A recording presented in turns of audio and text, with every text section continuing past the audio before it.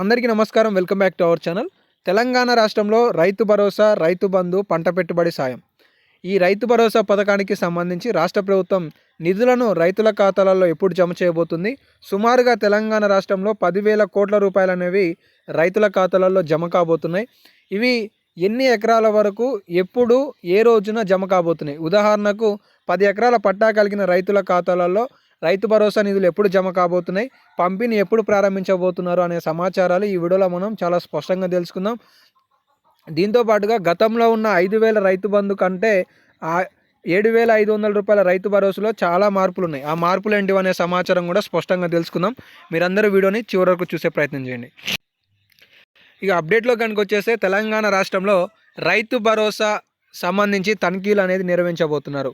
తనిఖీలు అంటే మీకు చాలా డౌట్ అయితే రావచ్చు. అదేంటి అంటే 5వ తారీఖు నుంచి 7వ తారీఖు వరకు ప్రతి ఒక్క రైతు వద్ద నుండి గ్రామ సభల ద్వారా దరఖాస్తుల స్వీకరణ అనేది చేపట్టబోతున్నారు. అంటే ఉదాహరణకు మీకు ఎన్ని ఎకరాల పట్టా కలిగి ఉంది, ఆ పట్టా నిజమైనదేనా, ఆ పట్టాలో మీరు సాగు చేస్తున్నారా చేయట్లేదా అనేది నిర్ధారించబోతున్నారు. సో ఇక్కడ మీరు చూసుకున్నట్టయితే రైతు భరోసాని రద్దు చేయడానికి కూడా కొంతమందికి రాకుండా కూడా రాష్ట్ర ప్రభుత్వం కట్టడి చేయబోతుందనే సమాచారం కూడా చూసుకోవచ్చు. రాష్ట్ర ప్రభుత్వం సంక్రాంతి నుంచి రైతు భరోసా ఇవ్వాలని నిర్ణయించిన సంగతి తెలిసిందే. ఈ క్రమంలో మంత్రులు, ఎమ్మెల్యేలు, ఎమ్మెల్సీలు, ఎంపీలు, మాజీ ప్రతినిధులతో పాటు ఆల్ ఇండియా సర్వీస్ అధికారులు, గ్రూప్ 1, గ్రూప్ 2 అధికారులకు ఈ పథకం అమలు చేయకూడదని కమిటీ ప్రతిపాదించింది.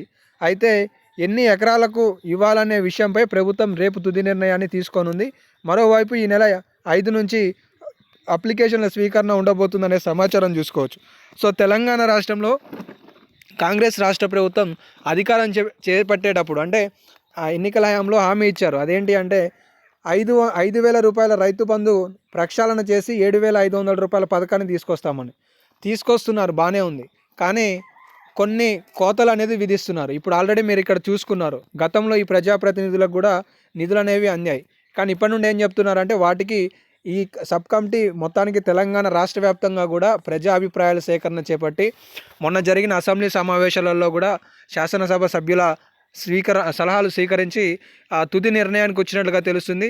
అదేంటి అంటే సంక్రాంతి నుండి రైతు భరోసాని ఇవ్వాలి. అయితే సెల్ఫ్ డిక్లరేషన్ అది ఎలా అంటే మనకి digital satellite images remote controlling ద్వారా చేయబోతున్నారు. సో ఈ సెల్ఫ్ డిక్లరేషన్ ద్వారా ఫస్ట్ నిధులు ఖాతాలో జమ చేస్తారు. ఒకవేళ అది తప్పులు కనుక దొరికితే 100% రైతుపై చర్యలు తీసుకోవడానికి రాష్ట్ర ప్రభుత్వం సిద్ధమవుతుంది.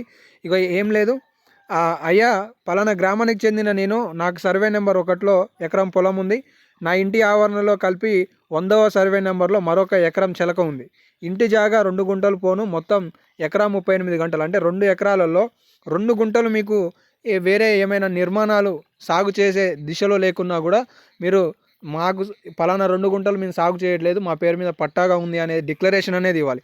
అలా కాకుండా నిధులు పొంది తర్వాత రాష్ట్ర ప్రభుత్వం తనిఖీలు చేపట్టినప్పుడు కనుక తేలితే మాత్రం మీపై చర్యలు తీసుకోవడంతో పాటు తిరిగి ఏదైతే నిధులు మీకు కేటాయించారో ఆ నిధులను కూడా తీసుకోవడానికి ఆస్కారం ఉంటుందని చెప్పేసి చెప్తున్నారు. మొత్తానికి సంక్రాంతి నుండి రైతు భరోసా అనేది ప్రారంభం కాబోతుంది. తెలంగాణ రాష్ట్ర వ్యాప్తంగా కూడా 1,50,00,000 ఎకరాలకి లేదంటే 1,30,00,000 ఎకరాలకి ఈ నిధులు జమ చేయడానికి రేపు జరగబోయే మీటింగ్లో ప్రభుత్వం నిర్ణయాన్ని ప్రకటించబోతుందనే సమాచారం అయితే ఈ సందర్భంగా తెలుస్తుంది. మొత్తానికి తెలంగాణ రాష్ట్రంలో రైతు భరోసా, రైతు బంధు పథకాలకి సంబంధించి ఇవైతే లేటెస్ట్ అప్డేట్స్ ఉన్నాయి.